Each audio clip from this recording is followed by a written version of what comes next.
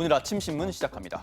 6.3 대선의 재외국민 투표가 20일부터 시작됐지만 주요 대선 후보들의 공약집이 나오지 않았다는 기사 먼저 보겠습니다. 동아일보입니다. 더불어민주당과 국민의힘은 정책 공약집을 사전투표 직전인 26, 27일경 발표하겠다는 계획인데요. 양당은 조기 대선을 이유로 들었습니다. 하지만 박근혜 전 대통령 탄핵으로 치러진 19대 대선과 비교해도 늑장 발표라는 지적이 나오는데요. 당시 자유한국당 후보였던 홍준표 전 대구시장은 대선 20일 전에 공약집을 내놨고요. 민주당 후보였던 문재인 전 대통령도 11일 전에 공약집을 내놨습니다. 해외에 거주하거나 체류하는 국민들은 20일부터 정책 공약집 없이 투표를 시작한 상황인데요. 이번 대선 재외투표 유권자는 약 25만 8천여 명에 달해 유권자들의 알 권리를 심대하게 침해한 것이란 비판이 나옵니다. 다음은 서울경제입니다. 이상기후가 심화되고 있는 가운데 일기예보와 기후연구의 주축이 되는 기상관측시설이 도심개발로 인해서 외곽으로 밀려나고 있습니다. 종관 기상관측 장비는 매일 날씨 현상을 관측하기 위해 동일한 시각에 전국에서 지상 관측을 실시하는데요.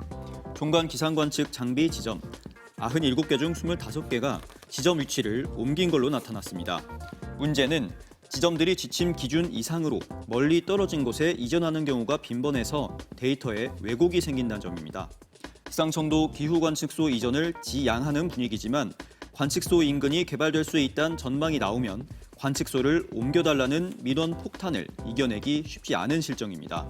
이상기후의 피해를 줄이는 근간인 기상 관측소를 개발 논리로 접근하는 건 적절하지 않다고 신문은 지적합니다. 이어서 매일경제 보겠습니다. 우주항공청이 설립된 지 1년이 됐지만 사업 성과가 초라하다는 기사입니다. 우주청은 지난해 5월 27일 한국판 미국 나사를 표방하며 출범했는데요.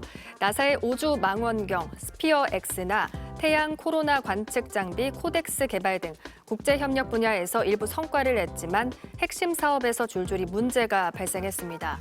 약 4조 원이 투입되는 국내 최대 우주 개발 사업인 한국형 위성 항법 시스템 KPS는 우주청 개청 이후 반년이 넘도록 담당자가 없었고요. 최근 위성 첫 발사도 21개월 연기됐습니다. 달 탐사선 개발 사업은 차세대 발사체 사업 전환과 맞물려 사실상 중단됐는데요. 1조 원도 안 되는 예산으로 우주 개발 모든 분야를 추진하기는 어려운 구조적 문제가 제기됐습니다.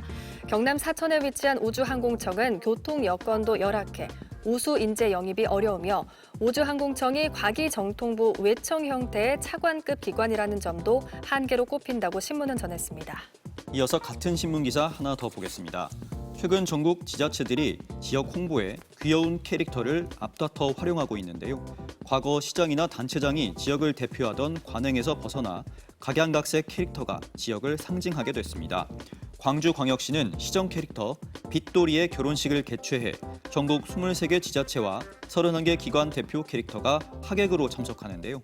겉보기엔 유쾌한 축제처럼 보이지만 지자체들이 정책을 자연스럽게 전달하기 위해 마련한 홍보 무대입니다. 경기도 시흥시도 캐릭터 해로와 토로를 전면 리뉴얼해서 캐릭터 팬층을 형성했고요. 경기도 용인특례시는 캐릭터 조아용을 행정 콘텐츠 전반에 적극 활용하고 있습니다. 지자체 캐릭터들이 친근함과 귀여움으로 시민의 관심을 유도하면서 온오프라인 홍보물에서 폭넓게 활용되고 있다고 신문은 전했습니다. 끝으로 지역신문 기사 살펴보겠습니다. 경북일보입니다. 경북 영양군에서 산불로 훼손된 생태계 회복을 위해 장구 매기습지에 곤충 호텔을 설치합니다. 장구 매기습지는 최근 산불로 지표층이 드러나면서 땅속에 은신하던 곤충 등 소생물들의 서식지가 사라졌는데요. 영양군은 곤충류의 안정적인 서식을 유도하고 생태계 균형 회복을 위해 곤충 호텔을 조성한다고 밝혔습니다. 곤충 호텔은 폐목재를 활용해 쌓은 구조물로 곤충들이 다시 자리 잡도록 돕는 역할을 하는데요. 세계 생물 다양성의 날을 맞아 마련된 이번 사업은 단순한 복원이 아닌 자연재해에 대응하는 지역의 지속 가능한 환경 관리 모델로 평가된다고 신문은 전했습니다. 지금까지 오늘 아침 신문이었습니다.